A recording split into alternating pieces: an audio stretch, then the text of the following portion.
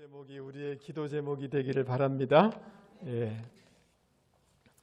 우리 찬양대 귀한 찬송 감사합니다. 우리 하나님께서 기쁘게 받으신 줄 믿습니다.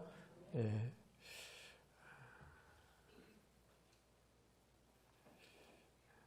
저희 둘째 아들이 학생 때였는데요. 그 아들 방에 들어갔는데 그 빨간 투명색 책받침으로 책 위를 놓았다가 들었다가 이렇게 하는 거예요. 그리고 천장을 쳐다보면서 중얼중얼 거리고 또 연습장에다가 뭔가를 막 극적거리는 겁니다. 해괴한 행동을 해서 얘가 좀 이상해졌나. 가까이 가서 보니까 영어 단어를 외우는 거예요.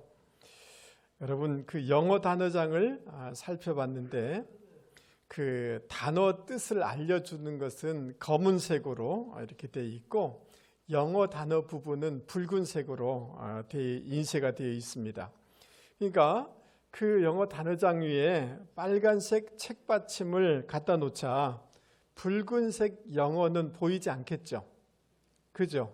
그러니까 뜻을 뜻하는 한글색, 검은색만 나오게 되죠. 그러면 그 영어 단어를 자기가 외우고 또 쓰고 이렇게 하는 이런 거였어요. 참 영어 공부 이렇게 하는구나 이런 생각을 좀 했습니다. 그러면서 이런 생각이 좀 들었어요. 우리 각자마다 안경이 있는데 안경에 나름대로의 어떤 색을 입혀 있는 안경을 쓰고 있지 않는가. 그래서 어떤 것을 그 보이는 안경으로 세상을 보게 되는 것, 그러고 있지 않는가 이런 생각이 들었어요. 그것을 조금 더 고상하게 얘기하면 세계관이다라고 얘기할 수가 있겠죠.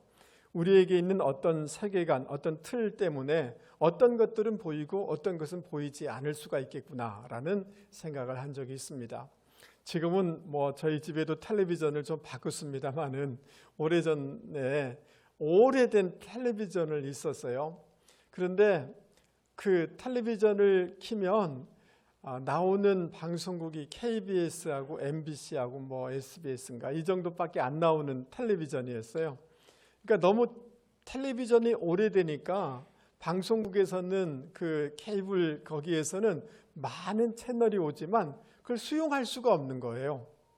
그래서 이런 생각을 하는 거죠. 주님의 십자가로부터 하늘로부터 우리에게 엄청난 은혜가 부어지지만 나의 어떤 틀이 준비되어 있지 않을 때, 채널이 준비되어 있지 않을 때, 어떤 믿음의 그릇이 준비되어 있지 않으면 그것이 내 것이 될 수가 없고 보일 수가 없구나 이런 생각을 한 적이 있습니다. 여러분, 오늘 1절 말씀에 보면 여호와의 팔이 나타났다고 이렇게 얘기하는데요. 하나님의 구원, 하나님의 구원의 은혜, 하나님의 구원의 능력을 뜻하는 것입니다. 하나님으로 말미암아 예수 그리스도를 통해서 우리 가운데 부어주시는 은혜가 우리 가운데 충만하기를 주님의 이름으로 축복합니다. 그러나 그 축복과 그 은혜를 볼 수 있는 시각이 있어야 되겠고 그걸 받아들일 수 있는 틀, 채널이 있어야 되는데 그것이 없으면 아무리 교회를 다닌다 할지라도 그것이 보이지 않고 그것이 느껴지지 않고 그래서 감동이 없고 메마른 신앙생활을 할 수가 있는 것입니다. 그래서 우리가 가져야 될 그 시각, 우리가 가져야 될 신학, 우리가 가져야 될 믿음의 그 그릇, 틀이 무엇인지를 오늘 말씀을 통하여서 같이 생각해 보려고 하는 것입니다. 여러분 1절 말씀을 다시 한번 보시기 바랍니다. 우리가 전한 것을 누가 믿었느냐라고 이렇게 얘기하고 있는데요. 여러분 여러분의 성경에 보면 전한 것에다가 숫자가 쓰여 있을 것입니다. 한번 보세요. 여러분 성경에 숫자가 있습니까? 예. 그 하단에 찾아보면 우리가 전한 것에 대해서 들은 것, 들은이라고 번역될 수 있다라고 성경에서는 기록해 놓고 있습니다. 그러니까 이 말씀은 이렇게 정리할 수가 있죠. 선지자들이 우리가 들은 것을 그리고 우리가 들어서 전한 것을 누가 믿었느냐, 누가 믿고 있느냐라고 이렇게 탄식하고 있는 것입니다. 선지자들이 마음을 귀 기울여서 들은 것, 그리고 우리 가운데 전해준 것을 누가 믿고 있느냐라고 이렇게 말씀해주고 있는 것입니다. 여러분, 선지자들이 듣다라는 이 단어는 굉장히 하나님의 말씀에 대해서 수용적인 태도, 진심을 다하여서 신뢰하는 태도를 뜻하는 단어인 것입니다. 다른 말로 얘기하면 경청했다는 거예요. 선지자들이 하나님으로부터 들려오는 말씀을 경청하여서 수용하여서 우리 가운데 전해준 이 복음에 대해서 우리 또한 그 선지자들의 마음처럼 경청하고 수용해야 되는 줄 여러분 믿을 수 있기 바랍니다. 그래서 로마서 10장 17절에는 이렇게 말씀해 주고 있습니다. 같이 읽도록 하겠습니다. 시작. 그러므로 믿음은 들음에서 나며 들음은 그리스도의 말씀으로 말미암았느니라. 아멘. 여러분, 마태복음 13장에 보면 주님이 씨 뿌리는 자의 비유를 이렇게 들려주시는데요. 농사하는 사람이 밭에 씨를 뿌렸다는 거예요. 근데 그 씨가 어떤 데는 길가밭에, 자갈밭에, 가시떨기 밭에 이렇게 떨어졌다는 거예요. 그런데 그 길가밭은 사람들이 오가기 때문에 새들이 와서 먹어버렸다는 거예요. 우리의 마음을 얘기해 주고 있는 거죠. 우리의 마음이 딱딱하면 하나님의 말씀, 하나님의 은혜가 사단에게 빼앗길 수가 있다는 거예요. 어떤 사람은 어떤 말씀을 들으면 굉장히 눈물 흘리면서 감동을 받아요. 그러나 작심삼일인 거예요. 감정적인 신앙, 돌짝밭처럼 흙이 얇아서 조금 되는 것처럼 하지만 그런 사람도 있다는 거예요. 또 어떤 사람은 신앙 예배 때는 은혜 받는 것처럼 하지만 돌아서면 세상 근심 걱정에 사로잡혀서 말씀을 다 빼앗기는 사람이 있다는 거예요. 그러면서 좋은 밭에 떨어진 것에 대해서 주님이 설명해 주는데 그것은 말씀을 듣고 깨닫는 자라고 이렇게 얘기하고 있는 것입니다. 여러분, 하나님의 말씀을 수용하고 경청하고 그를 받아들이는 이 겸손한 마음을 가진 자, 이것이 좋은 밭이고 그럴 때에 30배, 60배, 100배의 열매를 거두게 된다는 것을 여러분 믿을 수 있기를 바랍니다. 여러분, 그 선지자들이 듣고 전해준 것이 뭐냐? 바로 이사야 52장 13절부터 15절 내용인데요. 그 말의 핵심은 뭐냐 하면 예수님의 십자가 부활에 대한 그 복음이에요. 그 복음에 대해서 그것을 수용하고 진지하게 듣고 그것을 신뢰하는 사람에게 하나님의 은혜, 십자가의 은혜가 임하게 된다라고 가르쳐주고 있는 것입니다. 할렐루야. 여러분, 그 아담과 하와가 범죄한 이후로 하나님은 하나님의 종들을 통해서 계속하여서 하나님의 음성을 들려주셨어요. 또 모세를 통해서 우리 가운데 증거해 준 것도 있어요. 창세기 3장 15절 말씀에 보면 이런 말씀이 있어요.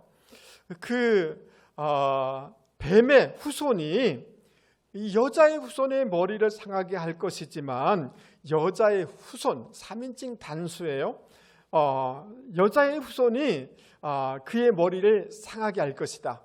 그 뱀의 후손이 그 여인의 후손의 그 발꿈치를 상하게 하는 것은 십자가지 않습니까? 그러나 그 여인의 후손, 3인칭 단수인 예수님이 오셔서 사단의 머리를 깨트려 버릴 것이다. 그것을 원시복음이라 그래요. 모세를 통해서 우리 가운데 들려준 그 복음을 그냥 쭉 읽는 거죠. 그것을 우리가 받아들이게 될 때 복음의 능력, 부활의 능력을 체험하는 역사가 있게 되는 줄 여러분 믿을 수 있기를 바랍니다.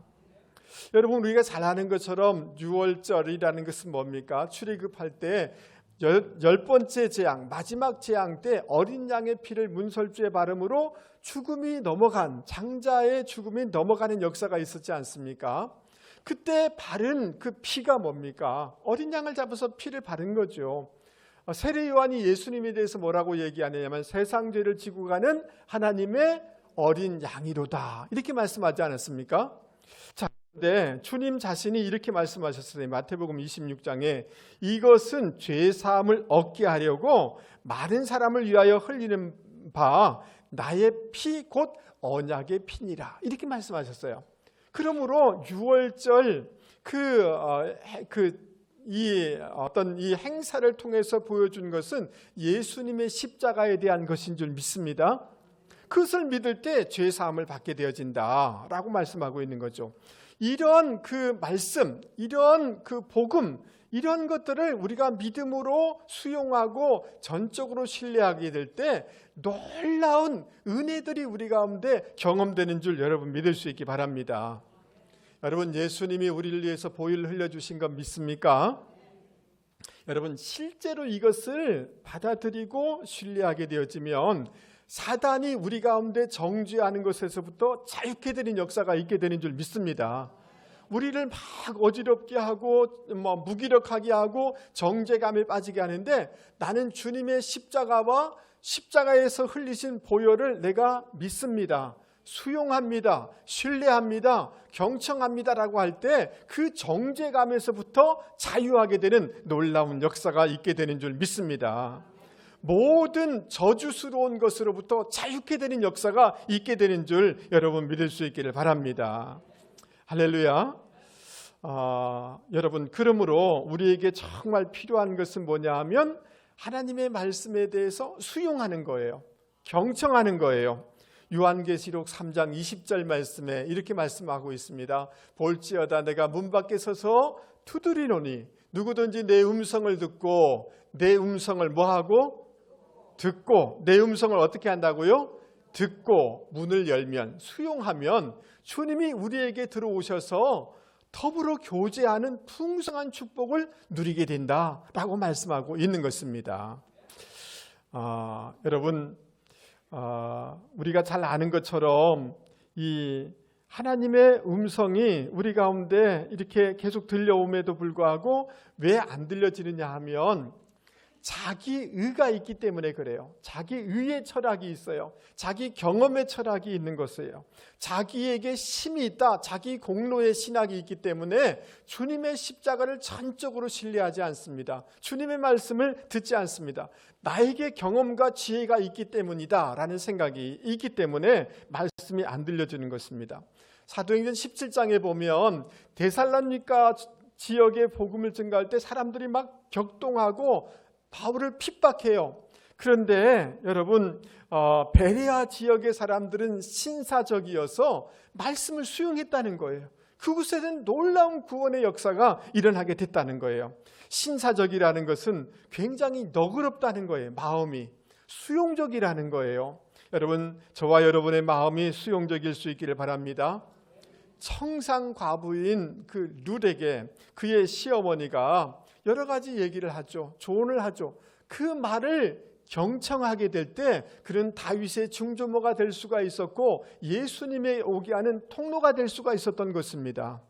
여러분, 에스더는 모르드게의 말에 경청했어요. 그 말을 들었어요. 그런 순간 나라를, 조국을 구하는 위대한 인생이 될 수가 있었던 것입니다. 열왕기서를 보면 수많은 왕들이 있지만 하나님의 말씀에 경청한 왕들은 그 인생에 하나님 앞에 존귀하게 쓰임받았고 나라를 구하는 위대한 왕들이 될 수가 있었다라고 가르쳐주고 있는 것입니다.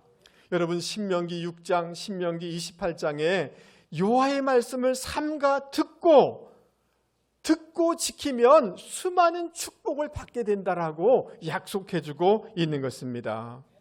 그러므로 이것을 한마디로 얘기하면 경청의 터널, 경청의 신학, 경청의 믿음이 저와 여러분 가운데 있기를 주님의 이름으로 축복합니다. 그럴 때 십자가에서 우리 가운데 내려오는 엄청난 축복들을 실제적으로 경험하게 되는 줄 여러분 믿을 수 있기를 바랍니다. 여러분, 한번 저를 보세요. 하나님의 말씀이, 설교가 여러분 마음 가운데, 귀 가운데 들려지는 축복이 있기를 바랍니다.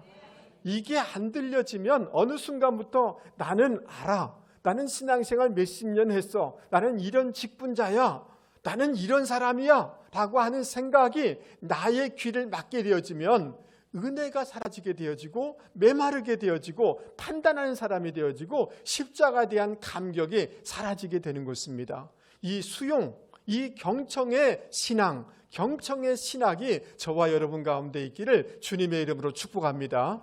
들려지기 시작하면 내 심령의 부흥이 있게 되어지고 나머지는 회복되는 역사가 있게 되는 줄 여러분 믿을 수 있기 바랍니다. 여러분, 왜 이스라엘 사람들과 지금 사람들이 예수님이 자기들을 위해서 죄와 사망에서 건져주시기 위해서 오셨다는 이 복음을 믿지 않은 것일까요? 여러분 1절을 다시 한번 보시기 바랍니다. 우리가 전한 것을 누가 믿었느냐? 여호와의 팔이 누구에게 나타나느냐? 이게 굉장히 반어적인 표현인 것입니다. 여호와의 그 능력, 여호와의 그 은혜, 하나님의 그 역사를 누가 알아볼 수 있을까요? 누가 체험을 할 수가 있을까요? 라고 탄식하고 있는 것입니다. 사람들이 그것을 바라보지 못하고 깨닫지 못하고 경험하지 못하는 이유를 2절에 이렇게 얘기해 주고 있습니다. 2절을 같이 한번 읽어보겠습니다. 시작. 그는 주 앞에서 자라나기를 연한 순 같고 마른 땅에서 나온 뿌리 같아서 고운 모양도 없고 풍채도 없은즉 우리가 보기에 흠모할 만한 아름다운 것이 없도다. 여러분, 새순, 요네크라는 단어인데요. 여러분, 흙 위에 노출되어 있는 그 뿌리 부분에서 보기 흉하게 나온 그 순을 뜻하는 거예요. 그래서 정원사는 이게 보기 흉하니까 잘라버리는 거죠. 연한 순이기 때문에 아주 약한 거죠. 무가치하게 보이는 바로 주님이 그런 모습이라는 거예요. 그 마른 땅에서 나온 줄기 막 생존을 위해서 막 뒤틀리면서 여러분 길가에 가다 보면 뿌리가 나온 이런 거 보이지 않습니까? 얼마나 흉합니까? 아주 흉한 모습에 예수님을 얘기해 주고 있는 거죠. 그래서 고운 모양도 풍채도 없다라고 판단하고 있는 거죠. 예수님을 바라볼 때, 신앙의 영역을 바라볼 때 외적인 눈으로, 눈에 보이는 것으로 주님을 바라보기 때문에 그 은혜를 경험할 수 없다라고 말씀해주고 있는 것입니다. 여러분, 주님은 유다의 베들레헴 말구유에 태어나신 거예요. 온갖 천대와 멸시를 받으시면서 목수일을 하면서 지내셨습니다. 그리고 마지막에는 사람들에게 저주받은 것처럼 여겨지는 십자가에서 돌아가신 거죠. 예수님의 모습은 십자가요, 성육신이에요. 근데 그것을 무슨 눈으로 바라보느냐 하면 육적인 눈으로, 인간적인 눈으로 바라보니까 이거는 아무 쓸모가 없다. 거기에 뭐가 있겠는가? 라고 이렇게 판단하기 때문에 구원의 은혜를 체험하지 못하는 거죠. 유대인들은 메시아가 온다면 다윗처럼, 모세처럼 위대한 장수로, 위대한 왕으로 우리 가운데 올 것이다 라고 하는 자기의 틀이 있는 거예요. 근데 그 자기 틀로 세속적이고 세상적이고 이런 것으로 예수님을 어린 아기로 오신 예수님을 바라보니 메시아가 보이지가 않는 거예요. 그러니까 우리 안에도 어떤 신학이 있느냐 하면 지금 이 시대가 다 가진 물들어버린 신학인데 외모의 신학이에요. 다른 사람을 바라볼 때 외모로 바라보는 거죠. 판단은 저 사람 예쁘다. 그리고 부한다. 세 사람 어떤 직업을 가져서 어떤 사람이야. 다 외적으로 판단하는 신학을 가지고 있는 거예요. 그 안을 조금 더 들여다보면 그것은 다 뭐냐 하면 세속적인 신학이에요. 그것을 통해서 무엇인가 얻을 수 있겠다.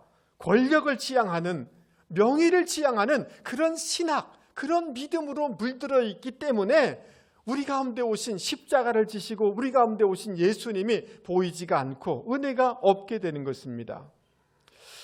여러분, 왜 주님은 이런 모습으로 오셨을까요? 사람을 변화시키는 것은 힘으로 되는 게 아니에요. 예수님이 막 그 멋진 이 영화 배우처럼 근육질의 사람들 이 모습으로 이 시대에 오면 아마 무슨 임영웅인가 무슨 가수 있잖아요. 환호하는 것처럼 와 환호할 거예요. 근데 주님의 모습은 그런 모습으로 온 게 아니지 않습니까?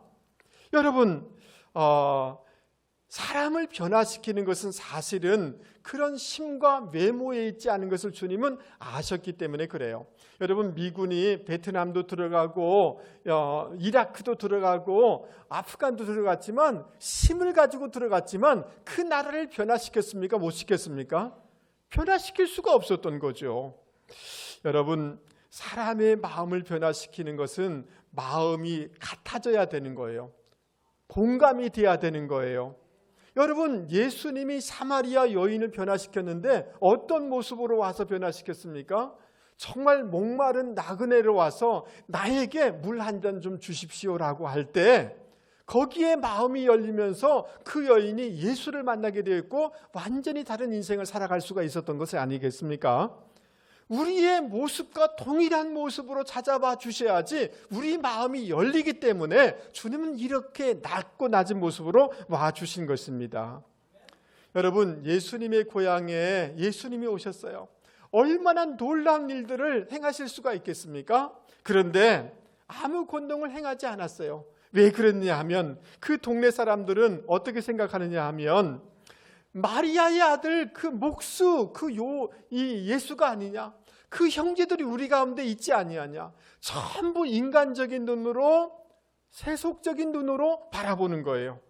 그래서 주님을 그 눈으로 바라봤기 때문에 신뢰하지 않았고 배척했기 때문에 기적의 역사가 없었던 것입니다. 여러분, 사울이라는 왕이 처음에는 겸손했지만 시간이 지나면서 말씀을 따르지 않아요. 불순종해요. 그래서 하나님이 보시기에 안 되겠다, 새로운 왕을 세워야 되겠다 생각을 해서 사무엘 선지자에게 어느 집에 가봐라, 거기 아들들이 있을 터인데 그곳에서 왕에게 기름 부음의 사역을 해라 라고 이렇게 하게 되었습니다. 이 사무엘 선지자가 이새의 집에 가보니까 쭉 아들들이 있는데 정말 괜찮아요. 근데 그 장자를 가만히 보니까 너무 멋진 거예요. 하나님이 이 아들 택했는가 보다. 그래서 사무엘 선지자, 정말 영적인 사람임에도 불구하고 그 큰아들에게 기름을 부으려고 할 때 하나님이 만류하세요. 만류하시는데 뭐라고 하시면서 만류하느냐면 그의 용모와 키를 보지 말라라고 이렇게 얘기해요. 사람은 외모를 보거니와, 따라서 해보겠습니다. 사람은 외모를 보거니와 나 요한은 중심을 보느니라. Man looks at the outward appearance. 그 외모, 바깥에 드러난 것을 본다는 거예요.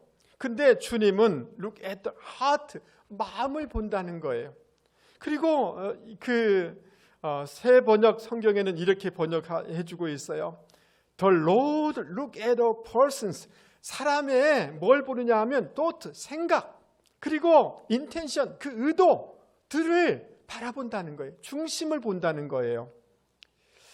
여러분, 하나님은 그 외모를 뚫어서 통과하여서 그 중심을 바라보려고 중심을 바라보시는 분이라는 거예요. 그러기에 우리도 다른 사람을 보거나 신앙의 영역을 바라보거나 이렇게 할 때 외적인 것을 가지고 보려고 하지 마실 수 있기를 바랍니다.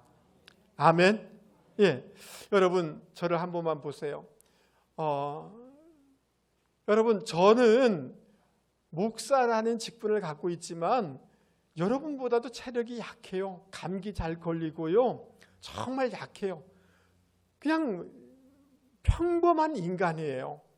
근데 인간적으로만 보면 저 사람이 뭐 설교한다고 하는데 그러면 설교 말씀이 안 들려져요. 동일한 인간이지만 말씀 전할 때는 하나님의 종으로 하나님의 말씀을 전한다라는 이러한 시각으로 바라보면 말씀의 은혜가 있게 되는 줄 여러분 믿을 수 있기 바랍니다. 여러분, 교회를 바라보는데 인간적인 눈으로 바라보는 거예요. 저 사람 내보다 잘났어, 못났어, 저 사람 어떻게 저렇게, 이런 식으로 전부를 모임을 바라보고 교회를 바라보면 하나님이 이곳에 심어놓은 신비로운 은혜가 보여지지가 않고 체험될 수가 없는 거예요. 여러분, 이해되세요? 여러분, 목장 안에 목원들이 여러분이 볼 때는 참 어설퍼 보이고 이렇게 할 때 외적인 눈, 세속적인 신학으로 바라보면 저 사람 내가 아무렇게 대해도 괜찮을 거야 라고 생각할지 몰라요. 이건 세속적인 신학을 가졌기 때문에 그런 거예요. 그러나 관통, 그 중심을 보려고 하는 관통의 신학을 바라보면 하나님이 형상 따라 지음받은 존재요, 예수님의 피값으로 산 너무나 소중한 존재라는 거죠. 할렐루야. 여러분 마찬가지로 우리의 자녀들을 바라볼 때, 교사들도 학생들을 바라볼 때 관통하여서 그 중심을 보려고 애써야지 놀라운 비전을 발견하게 되는 줄 여러분 믿을 수 있기 바랍니다. 여러분, 미국의 남북전쟁이 터지기 몇 해 전입니다. 오하이오 주에 아주 대부호 테일러라는 사람이 있는데요. 그 집에 아주 거지 행색을 한 17살 청년이 와서 저 좀 일 좀 할 수 있게 해주세요. 사람이 좀 선해 보여서 그래 일하라고 얘기를 하는데, 너의 이름이 뭐냐? 저 짐입니다 라고 얘기를 하는 거예요. 열심히 일을 하는 거예요. 시간이 지났는데 한 3년이 지났을까요? 사람들 뒤에서 뭐라고 얘기하는데 가만히 들어보니까 자기 외동딸하고 이 와서 일꾼하고 사랑하고 있다는 거예요. 깜짝 놀라는 거예요. 감히 족보도 없고 돈도 없는 그냥 노예 같은 이 일꾼이, 노동자가 나의 딸을 넘본다고 화가 나가지고 그 침을 두들겨 펴가지고 쫓아냈어요. 그리고 끝났어요. 근데 세월이 한참 지나서 한 35년 지나서 그 창고, 낡은 창고를 헐다가 보따리를 하나 이제 발견하게 됐는데, 그때 한 청년이 와서 살았던 거 아닙니까? 정말 그냥 허름한 창고에 살던 그 청년의 보따리를 풀어보니까 책이 있는데 그곳에 자기 이름들을 다 써놓은 거예요. 그게 짐이라는 사람의 본명을 보니까 제임스 아브라함 가필드라고 써 있는 거예요. 제임스 아브라함 가필드 이렇게 써 있는 거예요. 깜짝 놀라는 거예요. 정말 충격을 받은 거예요. 왜냐하면 지금 자기 대통령 이름하고 동일한 거예요. 여러분, 너무 놀라가지고 그 자기 집으로 달려가서 신문에 나온 대통령 얼굴을 가만히 쳐다보니까 맞아요. 그 17살 때 그 청년하고 지금 대통령 얼굴하고 같은 사람인 거예요. 여러분, 이 사람은 정말 미국 20대 대통령이고 신실한 크리스찬이고 하나님의 말씀대로 살려고 애썼던 청년인 거예요. 이 집에서 쫓겨나서 여러분 하이럼 대학에 들어가서 수석으로 졸업하고 교수가 되고 학장이 되어지고, 그리고 남북전쟁 때는 육군 소장, 그리고 하원의원을 여러 번 하고, 그래서 마침내 미국 대통령이 된 거예요. 근데 여러분, 이 사람은 사람을 뭘로 본 거예요? 외모로 본 거잖아요. 맞아요? 그 청년 안에 그 대통령, 나라를 움직일 수 있는 그 미래를 보지 못한 거죠. 그냥 지금의 눈으로, 나의 시각으로, 세속적인 그 신학으로 바라보니 쓸모없는 사람처럼 보였던 거죠. 맞습니까? 예. 여러분, 사랑하는 성도 여러분, 여러분 옆에 사람을 한번 봐보세요. 괜찮아요? 믿음의 눈으로 보면 참 괜찮아요. 여러분, 저를 한 번만 보세요. 여러분은 여러분의 남편을 대충 보세요. 그냥 월급도 그저 그렇고. 그러니까 연애할 때는 잘 대해 주셨는데 이제 한 50, 60 넘은 남자들은 그렇고 그런 남자들이에요. 다 안다는 거죠. 그러니까 그 세속적인 눈으로 다른 사람은 돈도 많이 가져오고 어쩌고 저쩌고 하는데 이놈은 남편 막 잘 때 코나 굴고, 근데 믿음의 눈으로 관통하는 신앙으로 바라보면 그 땀과 그 수고와 너무너무 괜찮은 남자예요.